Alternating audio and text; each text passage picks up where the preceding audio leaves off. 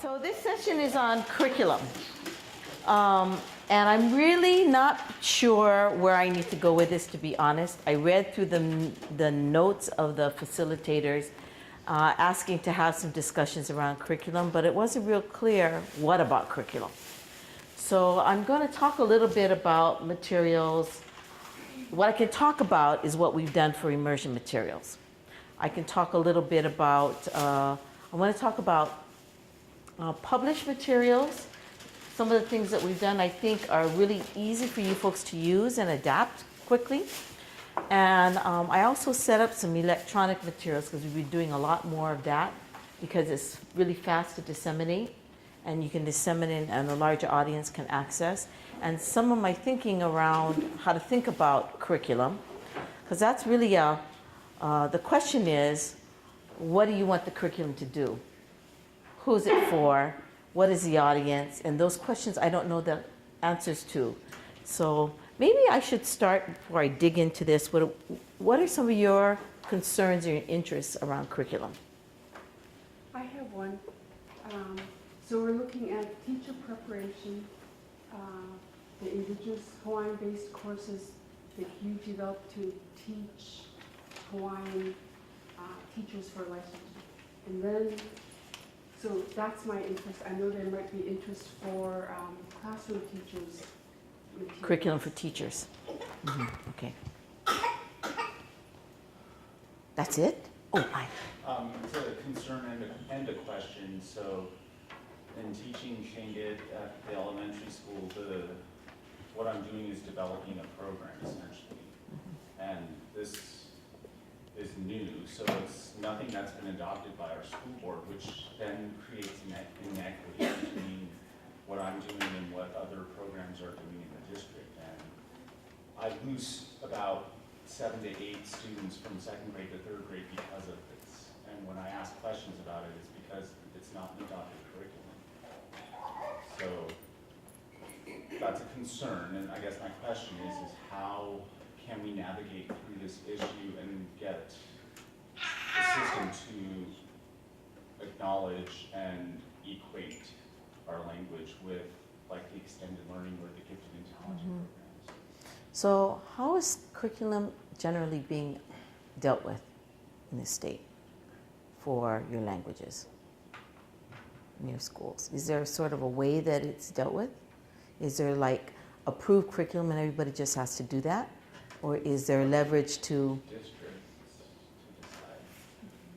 Well, I think for the Juneau district, there's adopted curriculum for other languages at the secondary level, but it doesn't exist for the elementary level. for secondary? So like German, Russian, those languages? So they're more like a content kind of curriculum for secondary. They fit into world languages, Okay. and so you can take that kind of course that would count toward your high school graduation.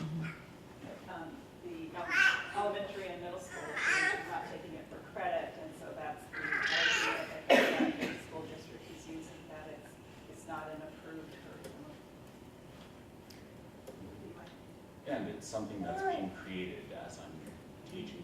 So it's not like I can take a binder and say, here's my scope and sequence for Tlingit language K through 5, because it's... Is that in a particular content area or sort of across a multi-curricula for a particular grade level? Integrated with our own language scope and sequence that has been worked on, the science curriculum and the social studies curriculum and the reading curriculum. So that's been my charge, is to develop this program with those other facets embedded into my lesson. Oh, I'd love to see a copy. It would help. It would help the discussion. You Sounds just come really to my class interesting. and learn. I don't have a copy, is what I'm saying. Okay. Okay, got it.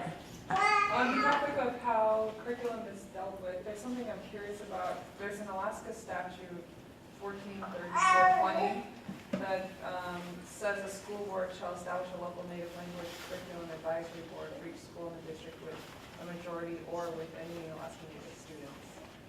And I don't know if that's really being enforced at the school. We have, Is there anybody here that can address that question? in Gino, we've got it's called NEAC, Native Education Advisory Council. And they just formed a native language subgroup this last meeting.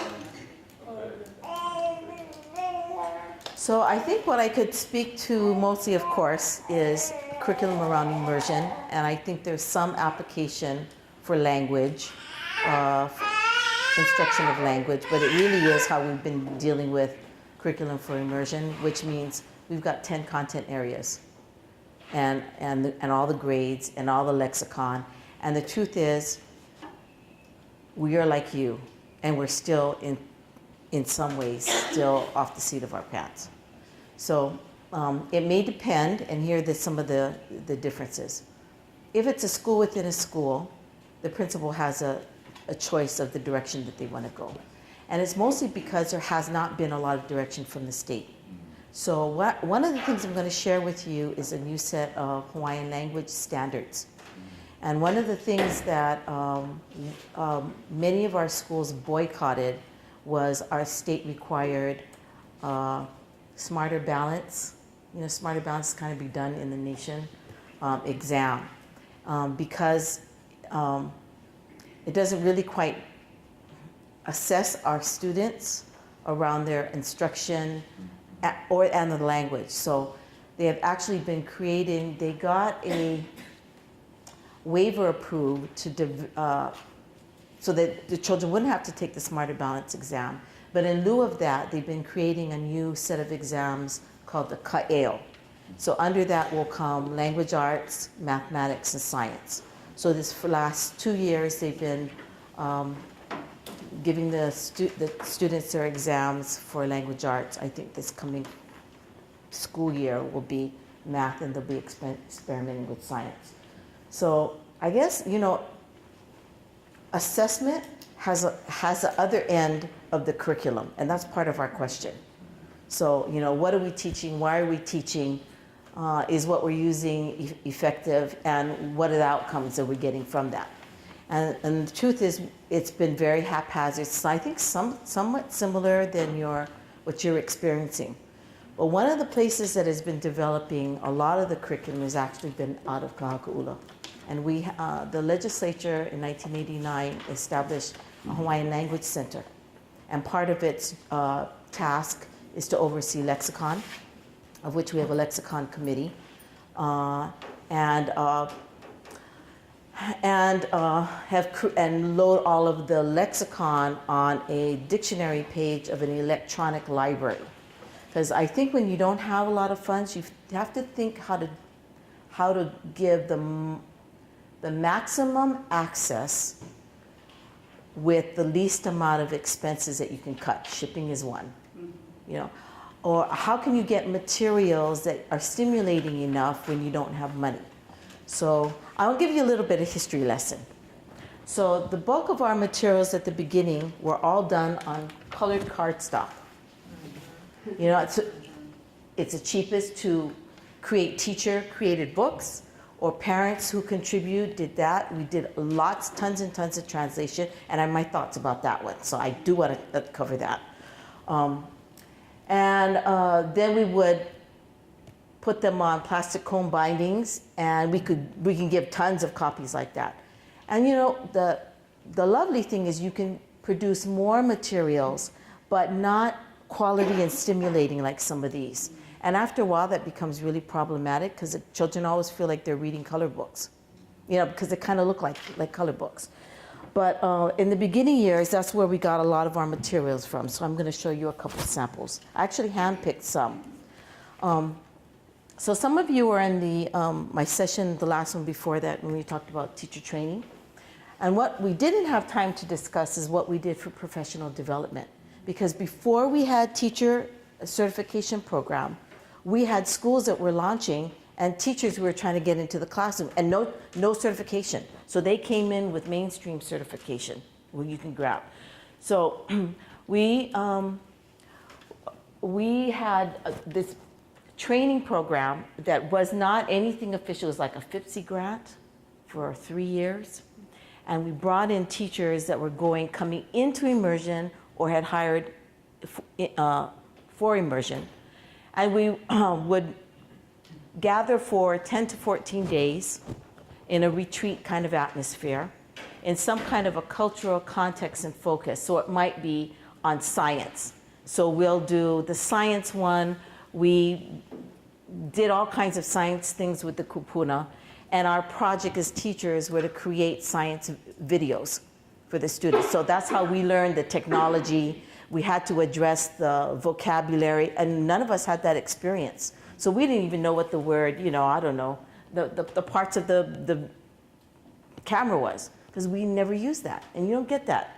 And so that gives you the context to use. It also helps to develop your skills to be able to teach that to students. So it's kind of a short and dirty kind of run, but very useful. One of the things we did one year, because you always at the beginning are short of books, is we pulled from whole language readers were really popular, easy, quick to translate, cut and paste and get your parents to help. And you can do tons. Like I think, I could do 20 in a night, for kindergarten, first grade level, because a lot of repeat pattern books, predictable texts. So we would do these cultural things. We would also learn about how to teach and address writing. And then we would create our own books. So this is this one was created by a native speaker about her little, her hipa, her sheep, whose name was Skippy. And this was actually a true story that she created. And this was a first-time experience for almost all the teachers. Guess what was the hardest to do on the book? The pig to artwork. It was so hard. It was so hard. I was so embarrassed I didn't bring mine. I mean, they look like illustrations, but the students would say, Kuma, there's a lot of things you can be good at. You don't have to be good at everything. So this one kind of provided us sort of a lens perspective of a native speaker from Ni'ihau and, her childhood story. This one here is sort of a story about the animals in the ocean. And so from the kind of lessons that we would get from our elders, we would have to create these books. So some of them, like one of my favorite one was how the convict Tang lost all its stripes, or why it is when you go fishing, you don't tell people you're going fishing. It's really bad luck.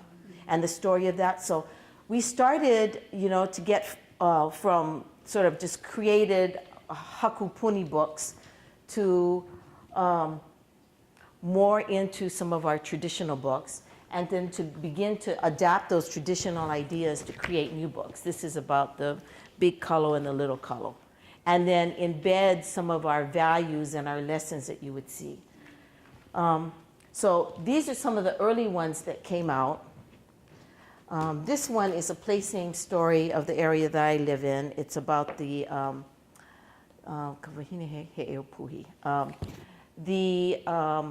octopus woman of Puhi that turned to a rock, but there's a kind of a moral to the story in it. Now,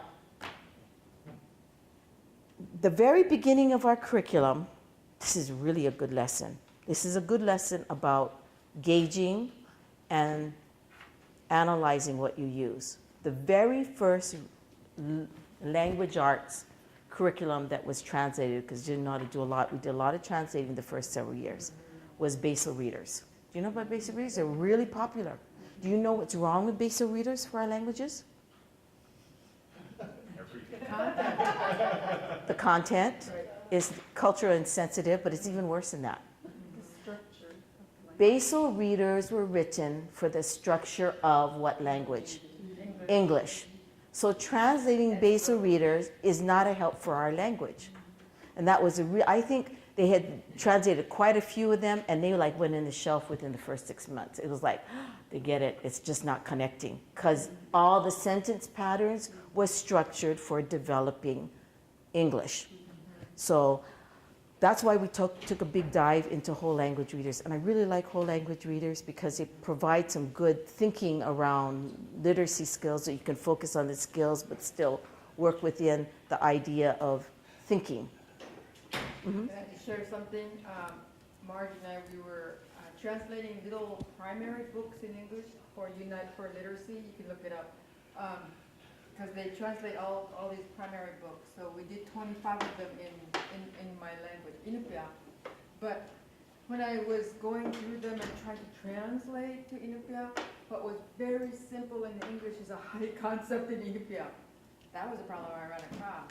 I mean, I had to call my relatives in Inupiaq. So, Wow. for translation, Right, yeah, it's right. it could be a high concept of something very simple in English. And then that leads to another issue around language, the readability of what we write and how we write things. So, you know, that we actually have been able to kind of level our books for our students, but not because there's been a scientific kind of, because we just more familiar with sort of the general levels of our students. But I'm noticing as the years has passed, our teachers have become even better in Hawaiian, especially new ones coming out. So the materials that might have been for second or third are being used at first and second or even kindergarten. So I think that's a good problem. But that's a really big growing area for us because we really don't have any science around that. We don't know how to really deal with, with the readability level, and then evaluating. Some people are using just fluency to evaluate the success of reading. Although I think it's an indicator that gets used a lot. I'm really big on comprehension, because if they're reading and they don't get what they're reading, then they're missing, you know, all the skills that you need to teach. So I'll come back to this and we'll take a look at some of the things that we've been. So this is our Halikuamo'o Center. The legislature funded a portable building that the university put on cement and called it a permanent structure. 1992, I think, we got the funds for that. So the center really is to encourage, expand, and sustain these three areas. And these three areas are covered, do I have that slide?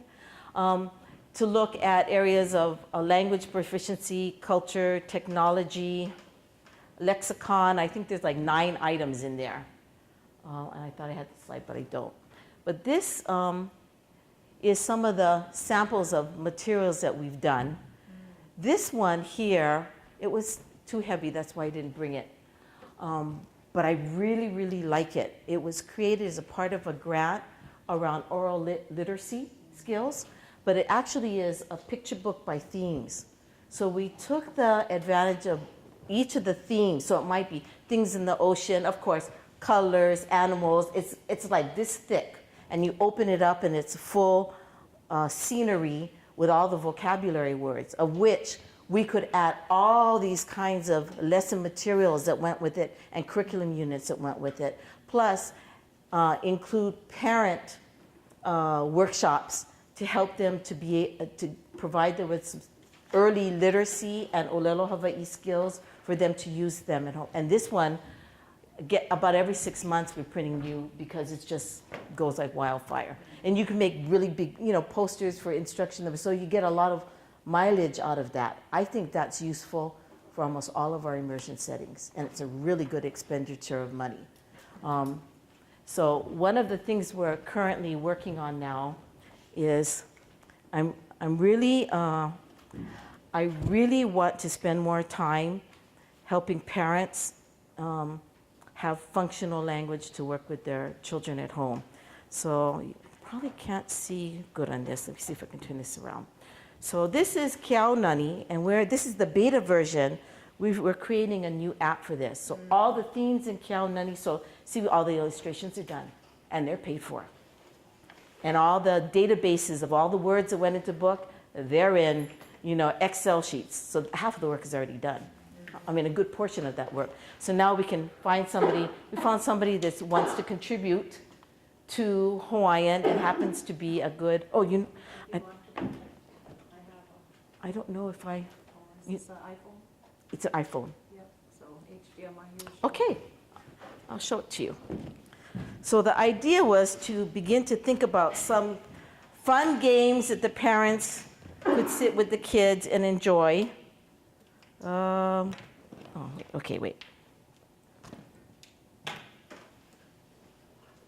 I don't think this is the right one, but maybe I can get it in here.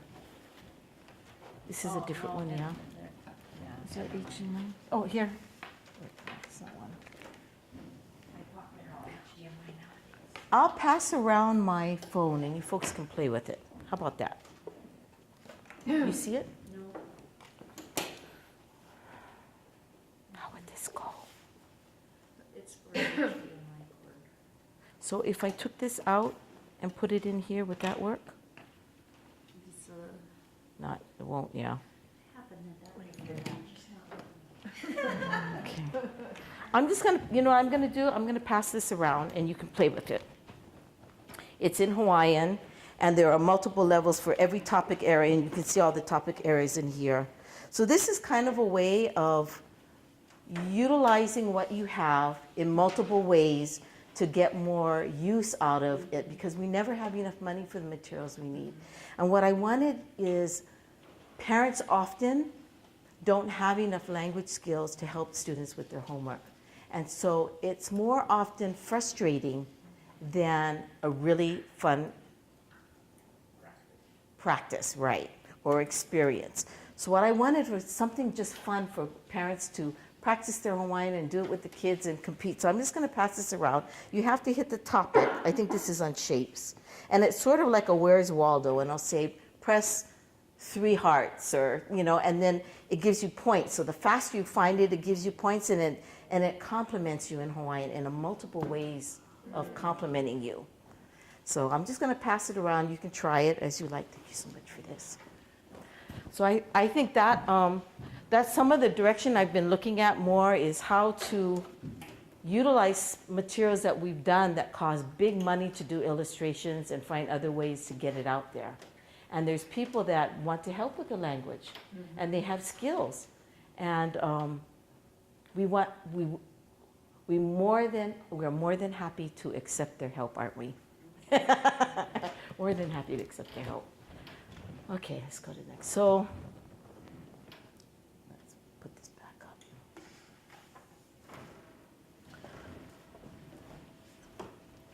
So these books here are samples of structure books. And I think this one works for almost every scenario. We've created them for first year Hawaiian that elementary children can use. So, yeah, this one is, yeah, this is a good one. This is on the word broken. We have, I don't know, 5 or 6 words for broken. I mean, is it a broken glass? Is it a broken bone? I mean, there are all different words. So teaching the students how to use the word broken.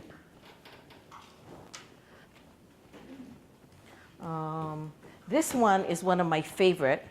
A cousin of mine that teaches in immersion, she wrote this. And this is on stative verbs. So this one says, you know,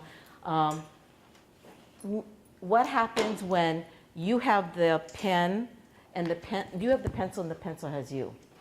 Because kids have really hard time with stative verbs. So just making it kind of fun to read like this, I mean, you could use this for adult. You know, you could use this for children. So I'll just pass this around and you can see what it looks like. And by the way, when I'm finished, I'm not taking any of these home. So if you find something you really like, keep your eye on it because I think I'm just going to do a giveaway.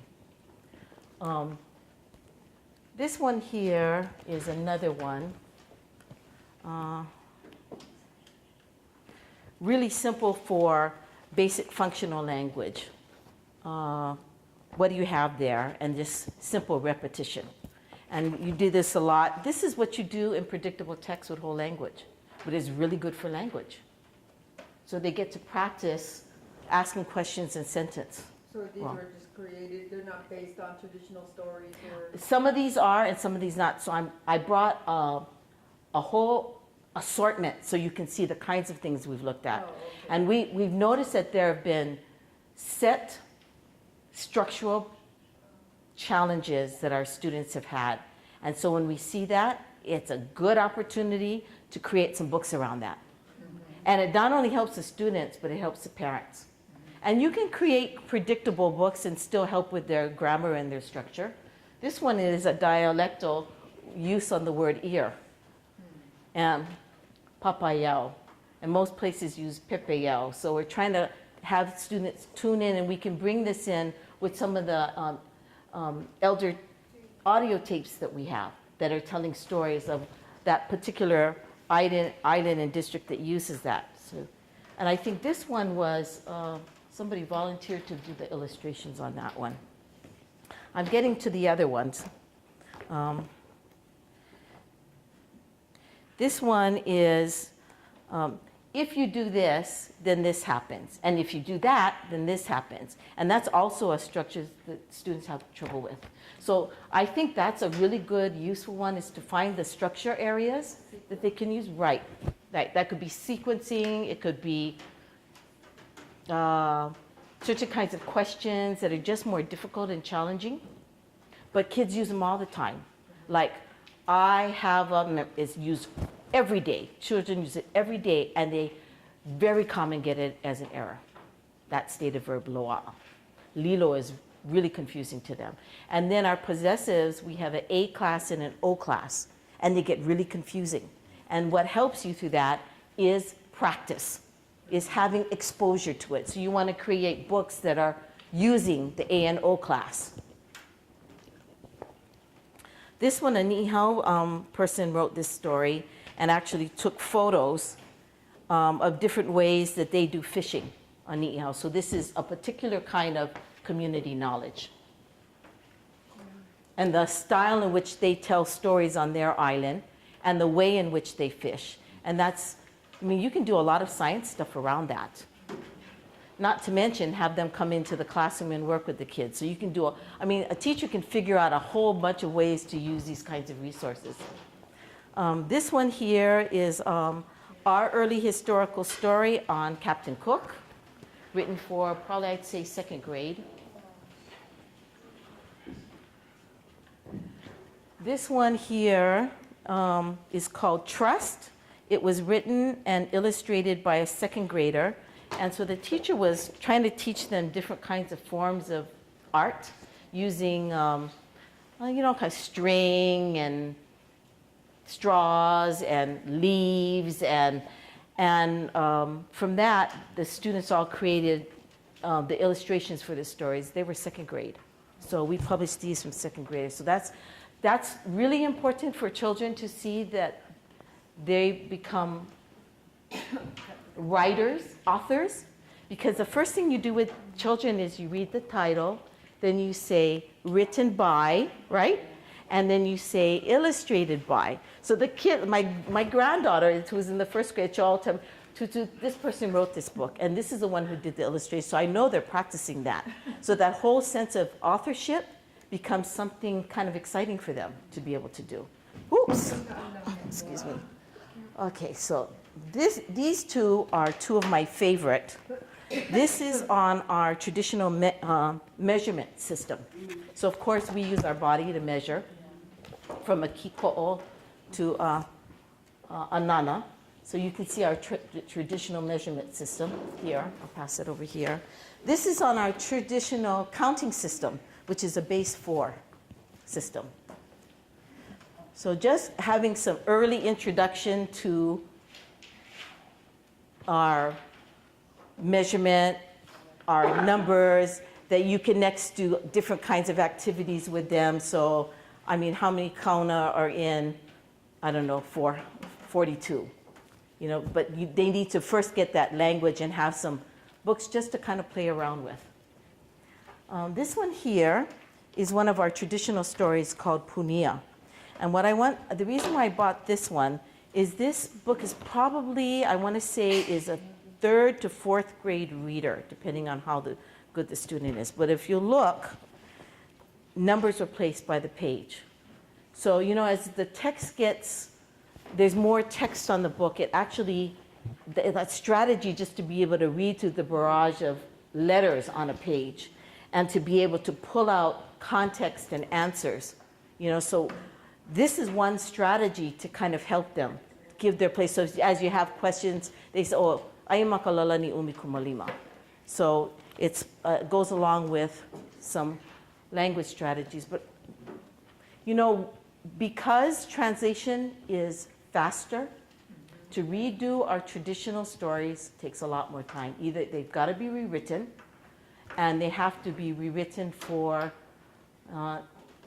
the level of language for that grade level you're trying to write it for. So that's one. And it's got to be laid out and all that other stuff. So it takes more time. It's much easier to pick up all kinds of books that you can buy in the store and translate them. So we started like that because it was easy to put color books in the classroom. I mean, they were using, cardstock up to that. But what I caution everybody, if you could make a certain amount of your materials in your traditional knowledge, is the mindset goes like that. So they get their mindset around stories, and information starts to come from that lens, because those are the kinds of materials you're using. But they were really, they say the average kindergarten to second grader should be reading about 352 books a year. They should have exposure. That's a lot of books. It's a lot of books. So you've got to have a multitude of ways to do that. So cut and paste has been really important for us. We still do some cut and paste because we have those translations that were done in the early years. It's just getting those books together. I've become much more picky about the kinds of books that we choose. And there's some good information books. I remember once picking up, it's called In the Night Still Dark. It was actually a very shortened version of our creation story. And so even as you look at our materials and you look at how other people's lens is about your own knowledge, you have to be really careful to look through all the illustrations and the way in which they do the text. And for the most part, what we've learned to do is to not do what they call narrow translation. You know what narrow translation is? So it's almost like the English word, but to pull the context out of it and say it in a more rich way in your own way. And most of us started, because when you took language, we all learned to translate. And the teacher wants to see that what you translated is what they basically saw. But for students, that's the worst kind of translation you can do, because it doesn't have the richness of the language in it. So you want to pull the context, but still have the richness of the language. So we actually teach our students to translate, like they do less narrow translation, our students now. I just find their stories and even their retelling of stories has become better. Did I pass this out? I'm just passing out.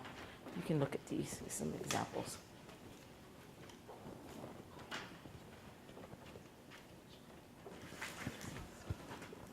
This story here is was actually a created story, very traditional, that was done by some high school students. And so their job was to write an original story with the elements of our traditional stories. And I think we published about half a dozen. So this one is Kaina Keku. Kaina, that's the name with like a younger sibling, the koa tree. And so you can take a look at it. Can't read it, but I can get some just out of looking at the pictures. And then this one here is our newspaper. So we publish a children's newspaper 4 times a year to bring in current events that's happening around all of our schools and out in the community in Hawaiian.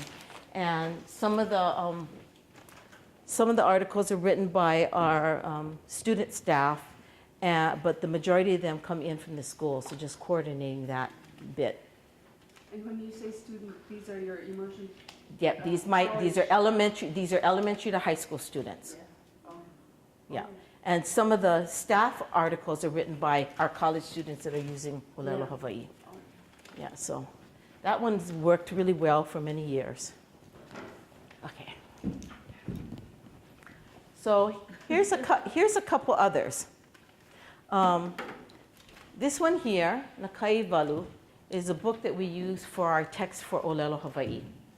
And Pila wrote it. You know Pila, you met him. He actually created a system for learning Hawaiian through a Hawaiian lens system. So when our students learn all like the parts of speech, they all have Hawaiian terminology. Like a past tense is an iai. And so ua hele ia, or ua, what do I want to say? Ua inu ia Kawai'ae'a ke keiki. So that ia and the a are in the iai. So he's created a system to make learning Hawaiian easier in Hawaiian terminology. And that has been, we call it the Pepeke system. So if you're thinking about how you might want to teach your language in a way that is closer to your language, you might want to consider having a conversation with Pila and see how because we've been really, really successful. And what's good about that, we've also been able to use that system with our students in immersion schools. And that works really well. Okay. Here are some examples of the old good cut and paste. The books weigh so much.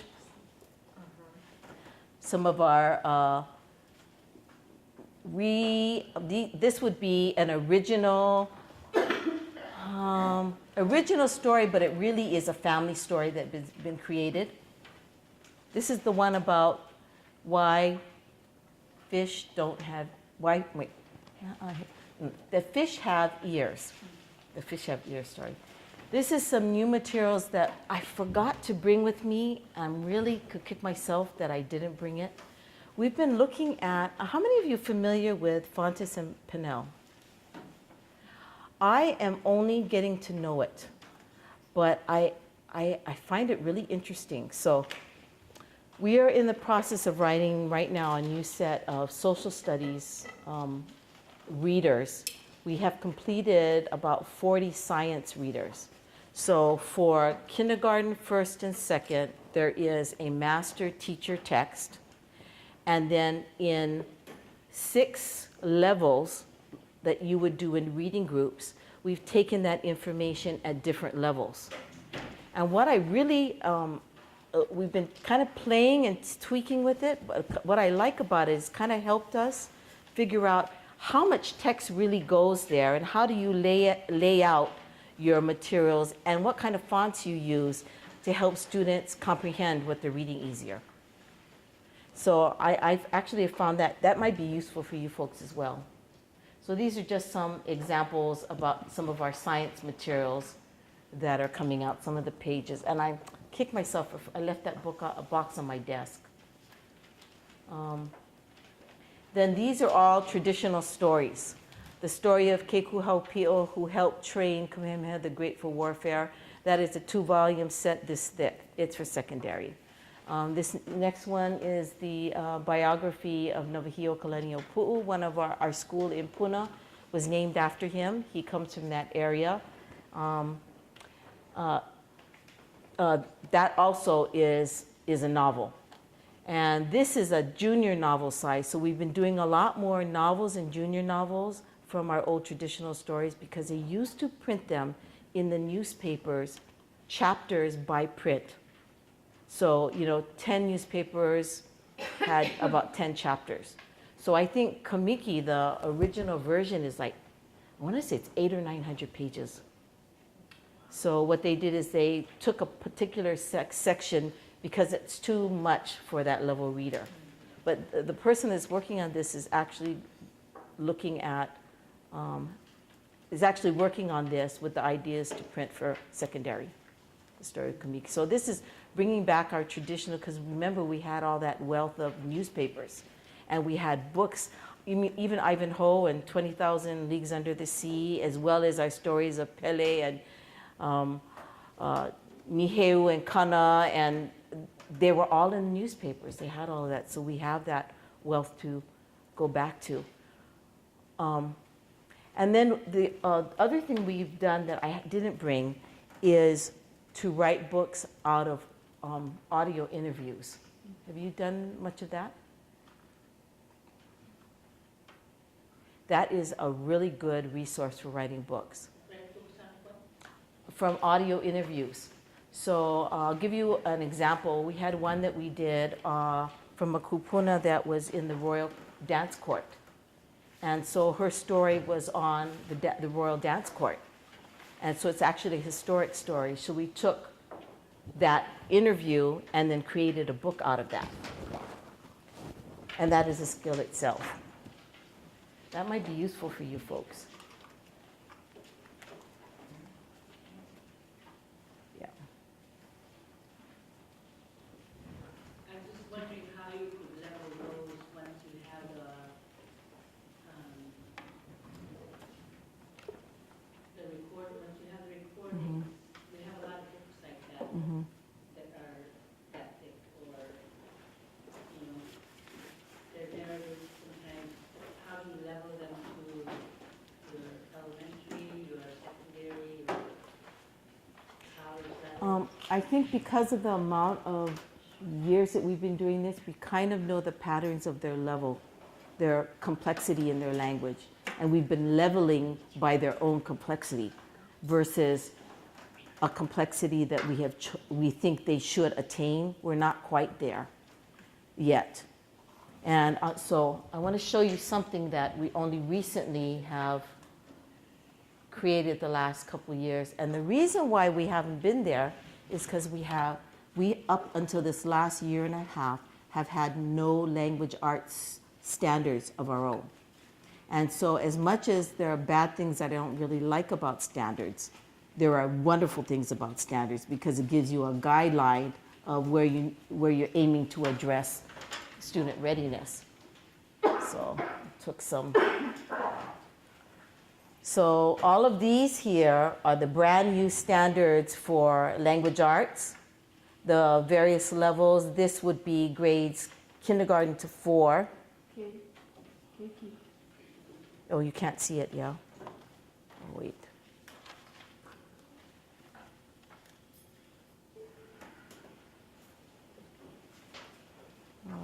I don't know. I can see it on my screen.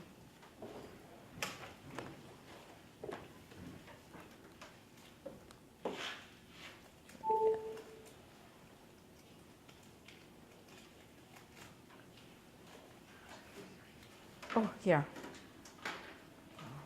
Let's try doing this.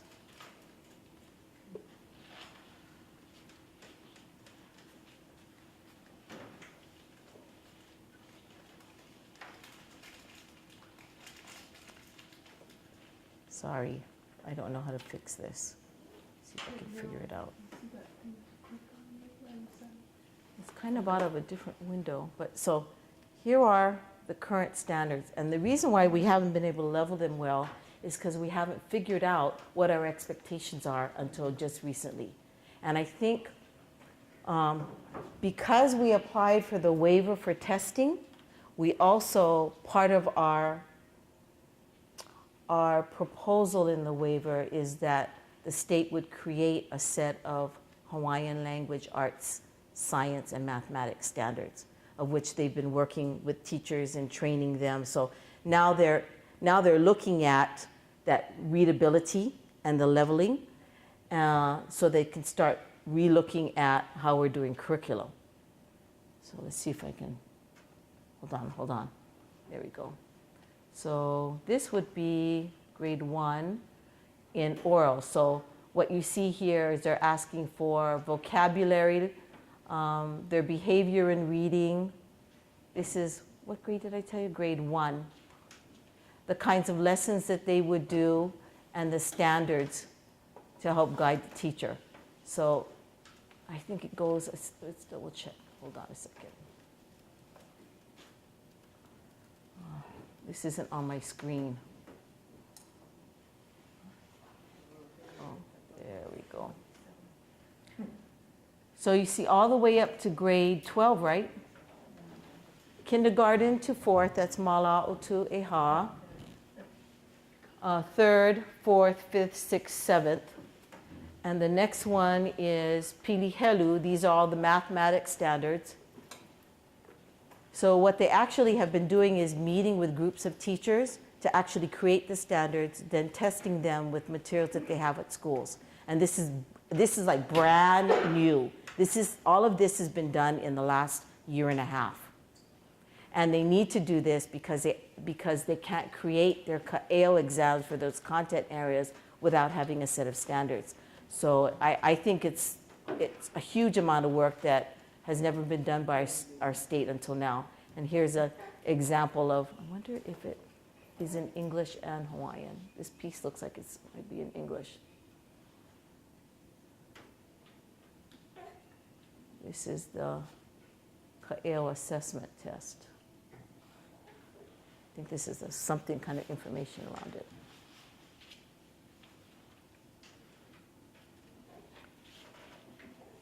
Level description. So this is just, it's just the outline of that. So we're just entering into that arena now. We're now in 30 years in public education. Yeah, it's taken that long. And that's because we haven't had good money for curriculum or training, and things have been more kind of haphazard, and as people have just applied for grants to provide materials in schools. So the lesson really is to collaborate where you can and use your materials, what you have, to your fullest. And pull in your best of your teachers to be able to have these kinds of discussions early. And I think it's taken us a while to build the capacity and the mastery enough to be able to talk at this level. I think our teachers now have been able to be teachers and instruct students, but to be thinking about this area of assessment and evaluation that has federal ramifications. This is a whole different ballpark level, but it's now forced them to go into these areas. What is wonderful about these standards is our traditional mathematics are in it, our literacy, all our literary pieces that need to be in written, oral, listening are in these standards, and we didn't have them before. So I think that's going to cause us to relook at all the material that we have and to figure out where are the pukas. Because if we would align what we have with what they think the children should know, we'll know what we're missing. Okay, ready for something else? So this is our Hawaiian Electronic Dictionary, Hawaiian Electronic Library. So it toggles in both Hawaiian and English. This will toggle to English. But the idea was to create an online library for Hawaiian language. So on this website, we've got about 60 community partners. And what we did is something that you folks might work for you folks. All of our Native Hawaiian education funding is our 3-year cycles. And people get them, put the stuff on the web, and once their grant cycle is finished, they pull it off the web because they don't have money to cover it anymore, and it's gone. So if you weren't in that round of dissemination, you don't have access to that anymore. So one of the sites we have, excuse me, I'm jumping all over the place, but one of the sites that we created because of that is, do you see a curriculum? You wouldn't be able to read this, would you? Papa Ha'avina. This Papa Ha'avina that I could toggle in English. So here's the English. So what we've been doing is collecting those curriculum materials that have been developed. And they are all either in Hawaiian or they're in a Hawaiian cultural lens, science, math, social studies, and we put them online so that teachers have access to them. And that doesn't cost that much money to do. And it means that people's work in the community doesn't disappear after 3 years. And it wasn't being done anywhere. And people were saying, well, you know, it folds up and then we can't sustain it. And so one of our ideas is that's a pocket that we could provide materials for, because these things are tested in small communities and figure out what to do with them. So this is one. Let's go back to then, that's not the one I want to go to. Our books, so I'll toggle it to English. So let's try intermediate Hawaiian. And so we can pull out, they're not at that level? Can't be right. Let's see. So all of these are online electronic books like the ones that are here on the table. And we put them online because parents, most of our parents, can't afford to buy lots of books. So this allows online access for them to do. So it's another way of making your money go farther and to be able to service, the community and have that stretch. So that, I think this idea has worked really well. Our newspapers are on there. We have several of our newspapers, quite a bit of them. Let's look for a kind of newspaper. So these are some of the listing of the various newspapers that we have that are online. Let's try Kawai'ae'a Puni. So you can see what our newspapers look like.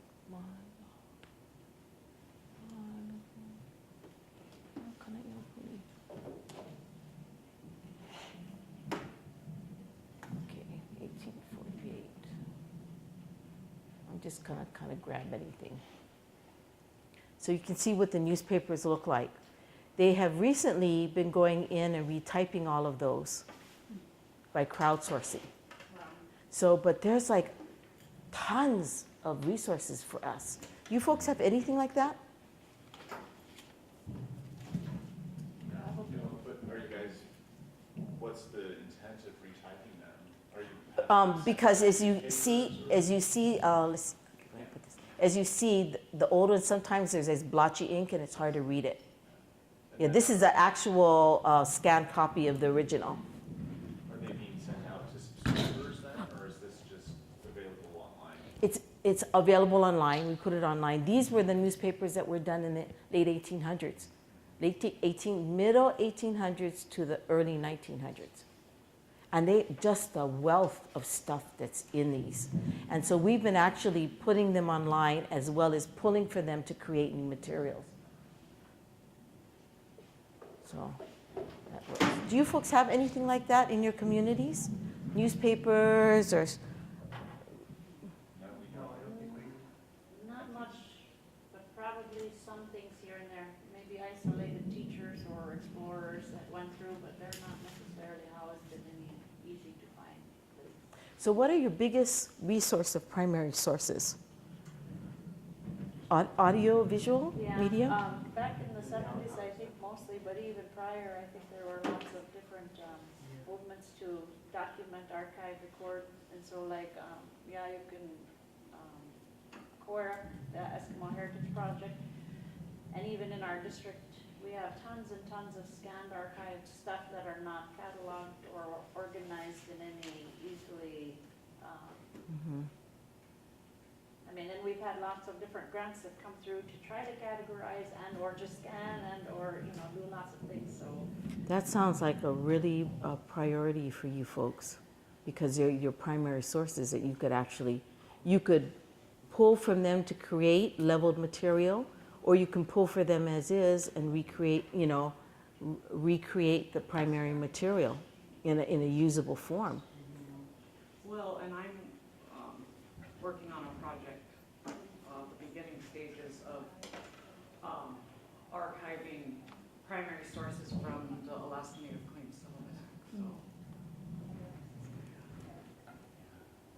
which, we don't have enough curriculum developed around teaching that. Yeah, And that's really important because it's really important for our people in Alaska to understand how that impacted us and understand the root of the corporations and, because there's that difference between like the tribal viewpoint and the corporate viewpoint. So, that's one of my big things, especially being a social science teacher, is the importance of teaching Indigenous students in Alaska about that. So maybe part of the question is, what are all the creative ways that you could utilize what you have available to you and and produce them in different kinds of forms and uses.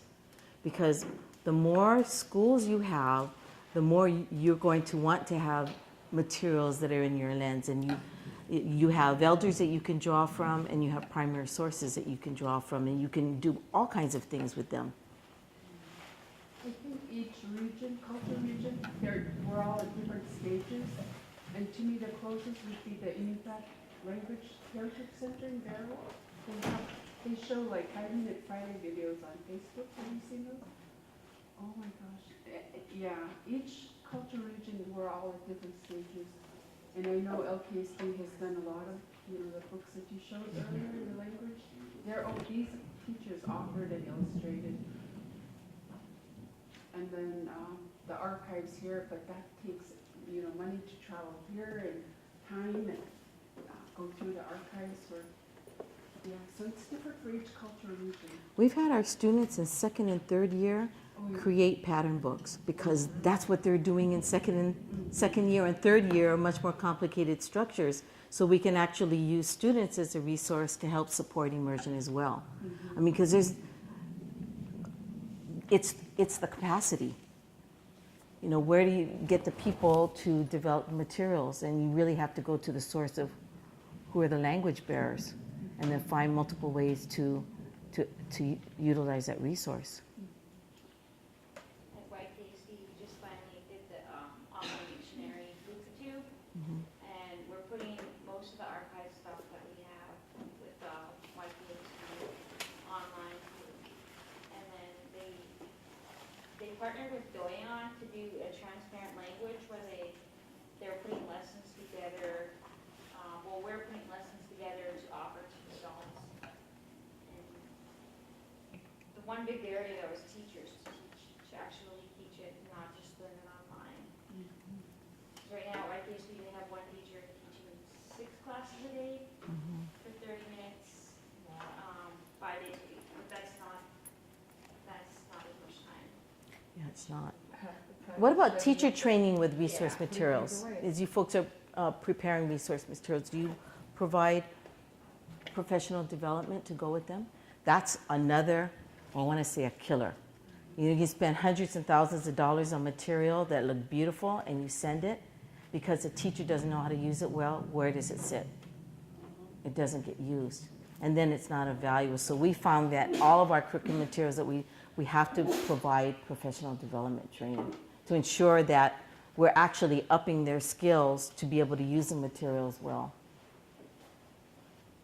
So there was a course, I don't know if it's still taught here at the university, at the school, that developed by the Native educators, Indigenous perspectives on children's literature, because for teacher prep requirement, the teachers are taught children's literature.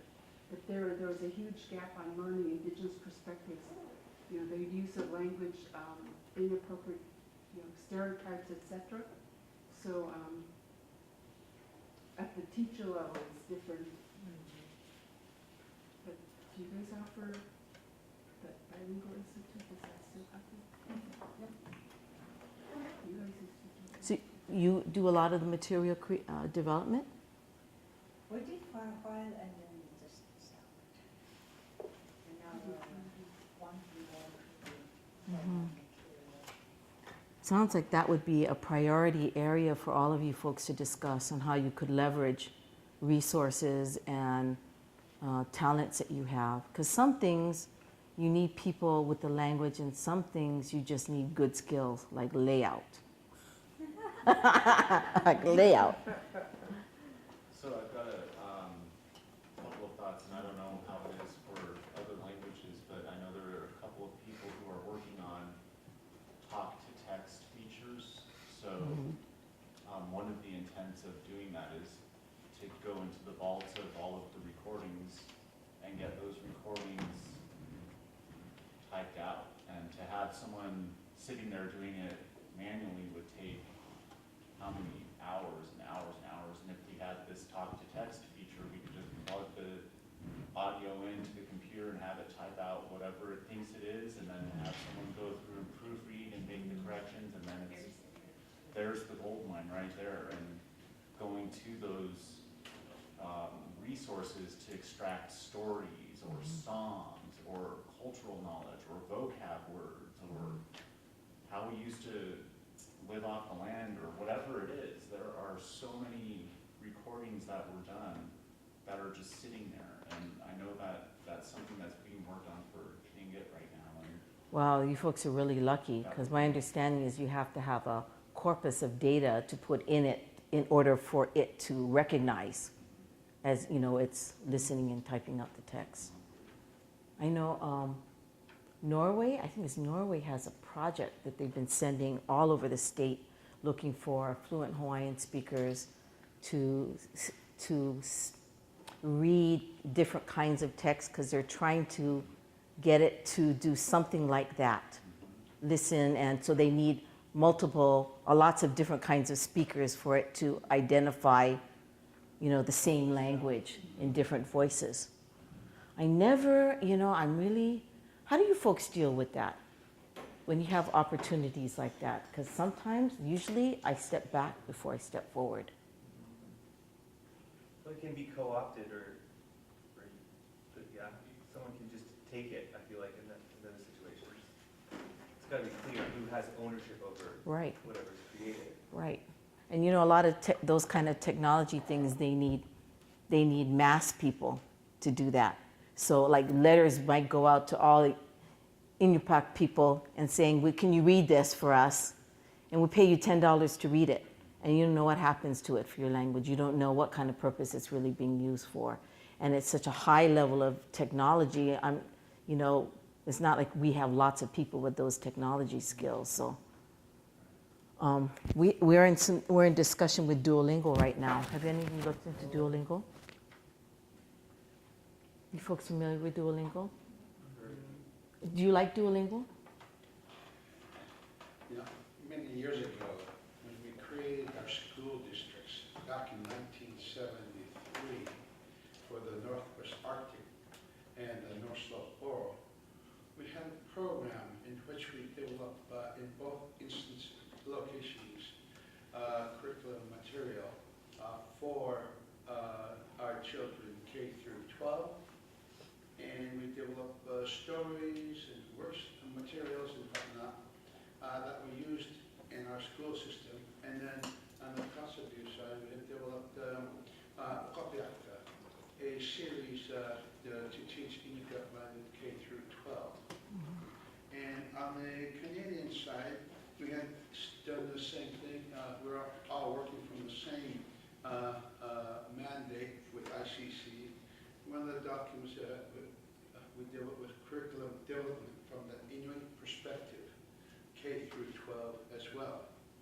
And most of these are now not being used currently because of the laws that have changed in Alaska in dealing with education. We've been hit with English-only laws for quite a long time, preventing the use of our native languages in education. Except for now, we're making that effort as times have changed again. Now, we're trying to revitalize the languages after all that stuff was removed from our books and from our curriculum in schools. It was more like we didn't have a choice in putting away our books in favor of English. And this is what has happened, as far as I know. And we're still not using all those materials that were developed. Now, also, we have two in the Northwest Arctic and the North Slope Oral. We created commissions on Inupiaq history of language and culture. And one of our charges is to collect data from our elders, host elders conferences, and collect information to develop into school material products. While we have collected a lot of material, things have come to a slowdown, mainly because we're just getting out of this English-only era. And so now we're trying to play catch-up to all of this development that's going on with indigenous languages. Right, right. And we have been sorely affected as a result of that. Yeah. Would, what is the possibility of pulling those materials off of the shelf and grouping, gathering some people to relook and revitalize, or to I don't know, maybe they're good as is, but maybe they need to be repurposed in some way. Because as time changes, the way we present curriculum sometimes changes. Those curriculum were repurposed, they would serve as well. They're serving you Because well. they have lots of the content of the older languages Right. that was common when we were growing up. And they're all in the language. All in the language. And then in Canada, in 1986 or 89, we had a mandate to develop Inuit curriculum material. This is one of them that came out, curriculum from the Inuit perspective. Had many elders, both Canada, many Canadian elders working on this. It was completed in 94 and published in 96. That's a while back, yeah. But things have changed in Canada as well. So, but these are still usable material Right. for our purposes. We're doing some of that with our curriculum from the 70s that was used for Hawaiian studies and looking to All repurpose material them. is housed in the warehouses of our school districts. Oh, are they accessible to you? They should be accessible. I know that up in Barrow, that one of our bilingual folks were taking all of our Inuit books and basically destroying them. And so had a big problem with that, but there's nothing I could do about it. I'm wondering if there is such thing as a directory, or somebody's taken the time to gather where your resources are, you know, before you start to plan more things. Get a sense, a temperature check of what materials have been done and where are they and what you can possibly do with them. I mean, schools can talk about that, gather the producers of them. That seems to me a very smart move. Is that something possible for you folks? Yes. Yeah, we've had pieces of, we've had so many people do it various times, and only the person who does it knows. I mean, you know what I mean? They've tried to digitize and tried to put them on our school's website or in a drive that makes it possible. And that's part of what I plan to do. I'm just moving into a new position that will allow me To do that. do this kind of stuff and help get everything. What if it's something like that curriculum database? We have a Where- bunch of them. I mean, it's just a matter, I lots of wonder work if has they to can be done. imported into one larger or one by language group, so you would be able to look to see what you have and you'd be able to figure out what those categories, probably by grade, by subject. Language might have some language level kind of thing. You could determine what that is. That sounds like something that, if they're up someplace already, it would be exporting it into something, and it might save you a lot of time not having to recreate those same exact things and put your efforts in some other areas that you're interested in. A lot of our curriculum and the material resources we had were actually developed by a Hawaiian lady in Tupelo.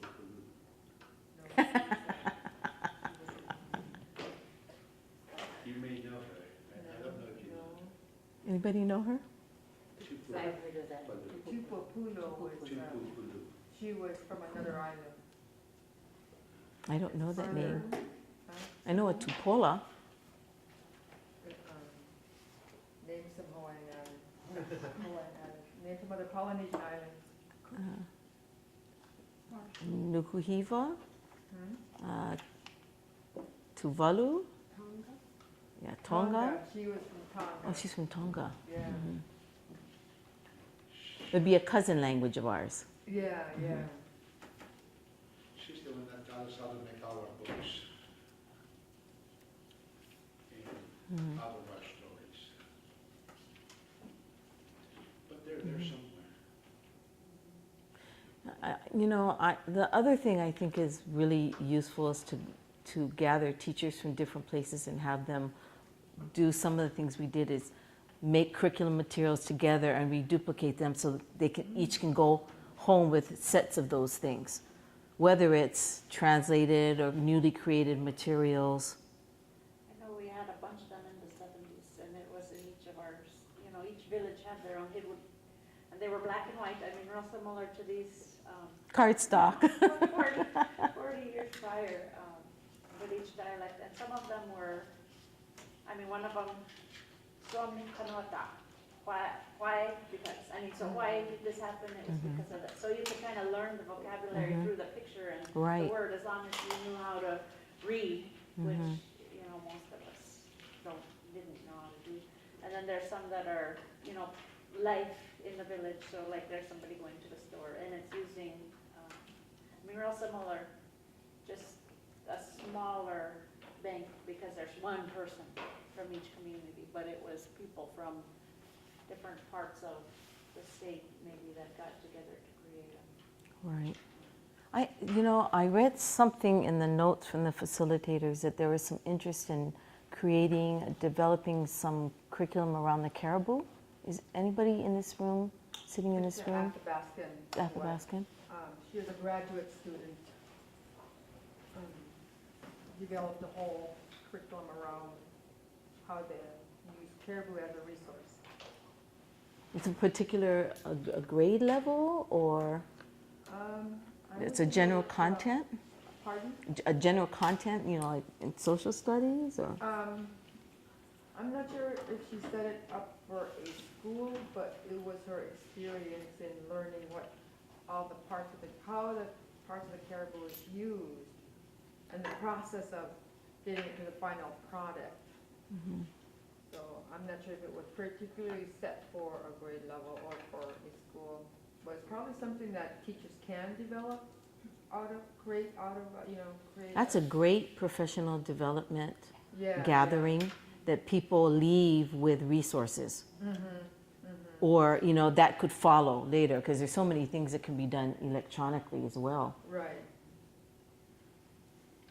So when you folks say curriculum, are we talking about curriculum units with supplementary resources, or it could be just books, or Probably what does that mean? Probably be more thematic, to meet this for math, this for language arts, this for science. Because So it could be thematic, but like multi content deliverable. Yeah. Right.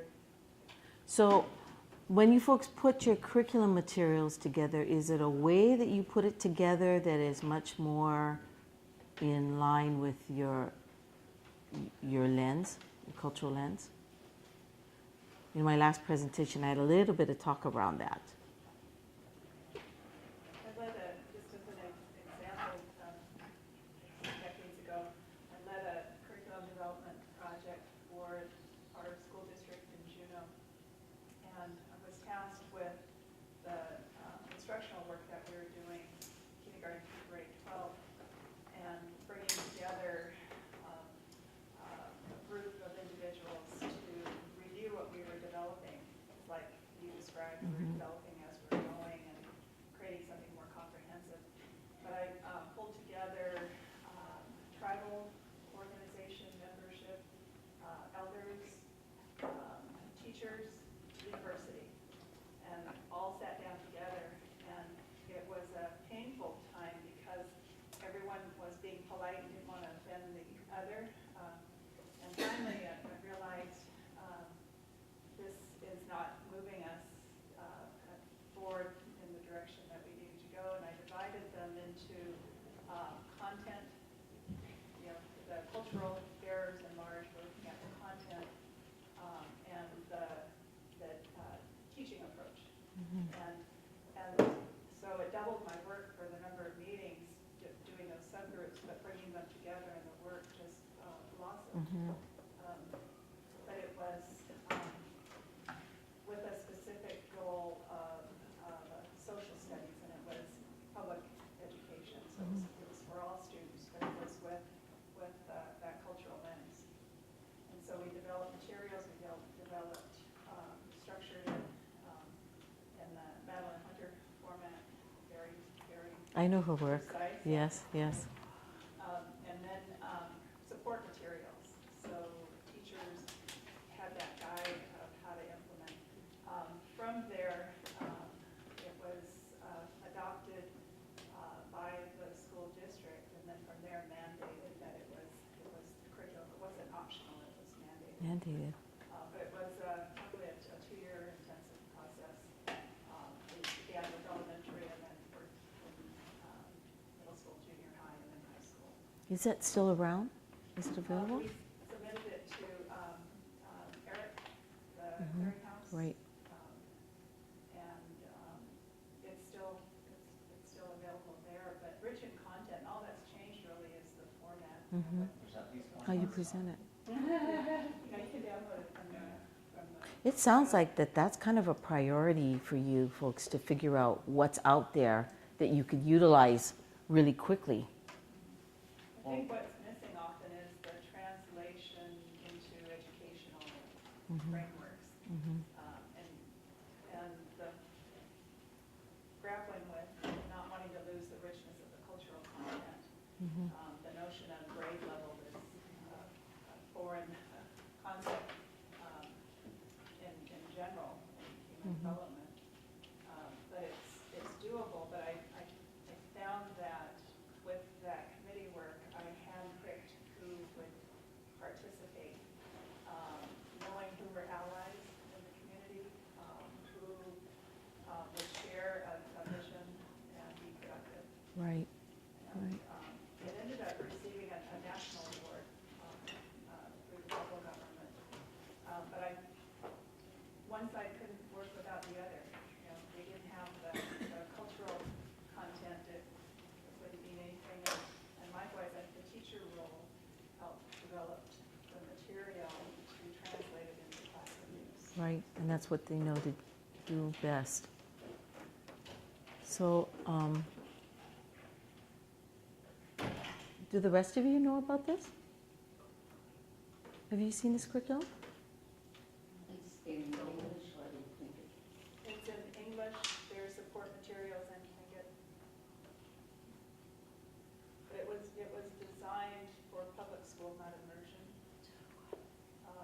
But the materials are taking traditional stories and translating them in. And it was all piloted too. As I said, we were developing it as we went. We had elders that were working with us, and we're working in classrooms with the different age groups. And that's how we worked to refine it. It's not working in my iPad. I think something important to keep in mind is as Thank you. we're working on new sets of curricula to put out there for people to use, we have the baby in the bathwater back here that came from our elders. They were our elders back then, and they're not with us anymore, but their knowledge is there. And so I think bridging the gap between generations is important because our worldview can quickly change and start a whole new direction and lose the intent of what those elders deemed appropriate to teach in a Western setting with our culture. So I think we need to keep in Good mind point. the efforts that you guys put into that work because there are still values that we can pull from that curriculum and apply it to today, although students learn differently, we teach differently in schools, but our worldview hasn't necessarily changed. You know. But it could if we don't keep looking back. So, I was hoping Bev could speak to this, but years ago, the Association of Interior Native Educators Association, in years, they chose a theme, so like moose, and a certain village region would host them in the interior. And the Athabascan elders worked with the certified Athabascan teachers, and like for the moose, they went through the whole process of learning how to hunt, identify, and then processing the moose, and then just from the live moose to the edible part. So, and then the parts that you could use to make clothing or hair pieces, etc. And so the teachers developed lesson plans, Athabascan teachers, certified Athabascan teachers, and they piloted those. That was during the summer. They piloted those lessons in the winter and the spring with the elders observing from those communities. Then they refined them, and they have actual lesson plans that they've developed. And I mean, it's a whole set. I don't know where they're housed, but you know, there's some really good work there.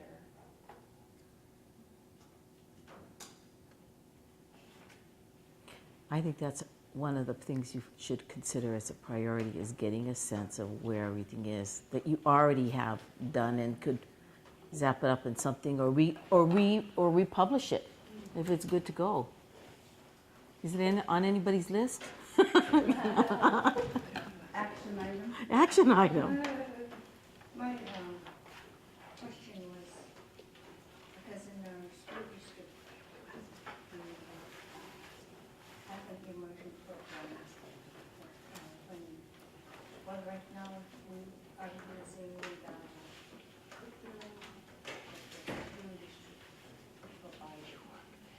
And the curriculum is mostly for first language teachers.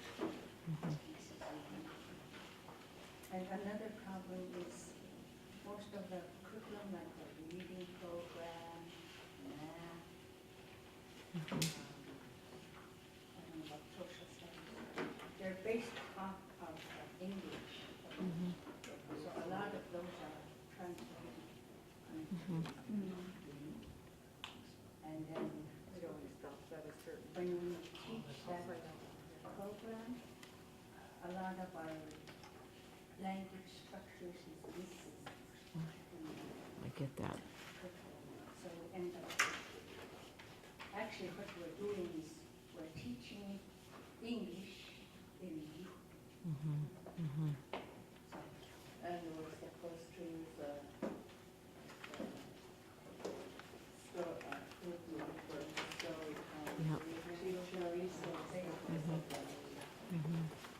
Yeah. And my question was kind of, I guess, how do we, because we know our language, we speak our language, we know our culture, we know what, what goes on there. How do we go from there to creating our own? You just need somebody to help you with the structure, how you put those together, because you have the knowledge of how to do that. You know the knowledge that needs to go, and you need somebody to help you with the structure of how you put that together. Even down to curriculum and what kind of format are you going to write the curriculum in that's really usable and kind of sings to people that's going to use it. Because sometimes, I look at curriculum stuff and just the way it looks, I'm not interested in it. In other ways I look at it and I go, wow, this is like gold. So you can hire professional people to do that, because that's a skill that you could help inform to help shape that. For example, remember that I told you we're working on a set of social studies books right now? What we've agreed to do is to create a template for these social studies books, so we can be much more we could have a lot more intent in terms of the kinds of content and the way we shape the content in the books. That you probably could use a help like that, so that, because you have the knowledge to fill the stuff in, but to be able to shape that so the material is easy to grasp, you can hire people to help you with that, because that's sort of a layout kind of a skill and a planning skill, and maybe help boost some of your own skill set in it. That might help. I'm only saying that because we've spent a lot of time figuring out how we're going to do our own template for these books. Because we didn't want to do just storybooks. We wanted to do books that they can pull information. We can have them do thinking about and problem solving about, as well as learning and gathering the lens around. So how do you lay that out so all those messages are conveyed in the way that you laid out the book? That might be the area that you might want a little bit of help, because you got all the content. Does that make sense? So As much as I'm cautious, it's kind of like the, what is that I was telling you about early? Something in Pinnell. Fontes and Pinnell, thank you. The first time I heard that, I thought, oh, just another Howley thing that is not going to match us. But as I got to learn about it more, I figured, I think we might be able to tweak this. I've seen the tubs of guided reading books on the shelves, and every once in a while I go by and grab a set of the 6 books because... I mean, they figured out what kind of font you use for a kindergartner that's easier to read and a first grade that is easier to read. So every font that you choose isn't good for reading.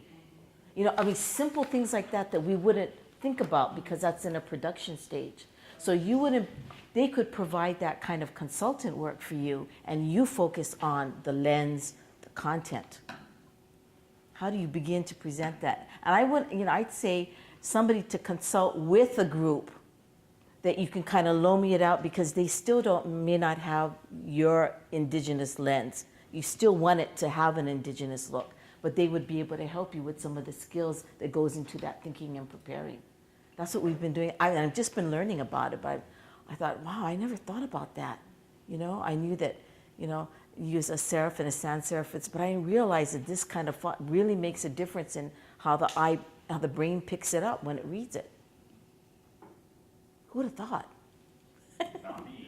Me neither. And how many words go on a page and where you place them on the page and where the illustrations go on the book to help comprehension better. I mean, it's nothing I would have thought about 10 years ago, but they're getting better at how you do that now. And more schools are creating books. Children create books all the time. So putting those templates together, that may be some help for you. Does that make sense?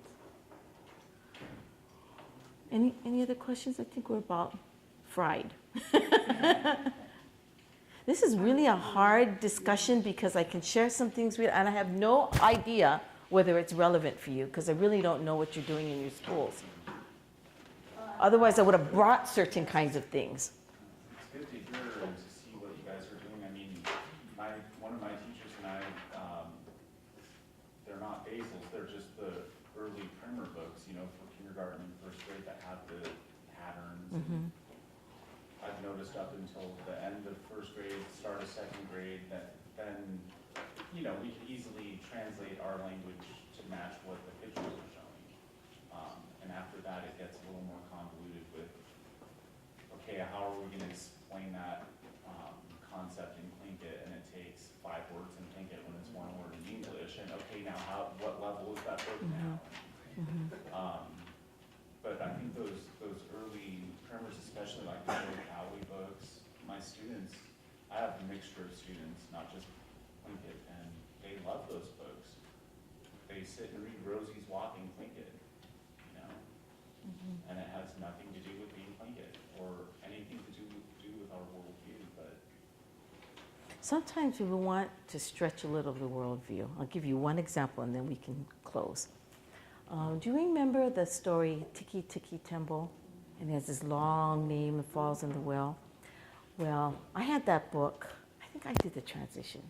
But anyway, I was talking to a father one day and he was really furious. Oh, I know. He had this long name and it cut it short. Okay, so he says to me, we would never do that in Hawaiian. We would always, you know, long names have meaning and essence. And I said, but that's the point of the story. The children can see that the story takes place in someplace else. And part of what we want to open their brain up to is there are many ways of looking at things. But for that particular book, it's in context to do that appropriately. They can tell by the pictures, by the storyline. There could be discussion about that. That's what teachers do with children. So their minds are open and sensitive to not only their language and culture, but the possibility of cultures in general. So that, you know, so it got me thinking. I think teachers and school people and curriculum people, and we've been doing more of bringing the school people in with the curriculum people to have discussions about how do we take this and how is this usable. And as we're doing that, we're actually figuring out too some of the areas of professional development we have. Because up to now, the grade leveling outside of these standards has been limited to the proficiency of the teacher. So if the teacher's proficiency is, they can't tell if the student is, if they're not quite there. And we want to really put the best of our teachers at the lower grades, because you know where they learn all their errors? At the lower grades. And do you know how hard it is to fix it? It's almost impossible. So, but you know, if you're putting them at the bottom, what happens at the top that they don't have? So I mean, there's some challenges there. We're going to have a lot of work to do around that. But I think knowing what our resources are, and I mean people resources in different ways, primary resources, different ways that we could make use of things that don't cost a lot more money but provide more access and more usability in a variety of ways, is some of the things we really need to think about. And I think beginning with materials that have already been developed and are sitting on the shelves with all that kupuna knowledge in is a really good place to revisit and get a sense of where that is as you're, you know, developing your schools. I mean, even adult readers can learn that. We use a lot of these things with adult readers. These early readers are being used with first and second year Hawaiian. So, well, all those for everybody's patience.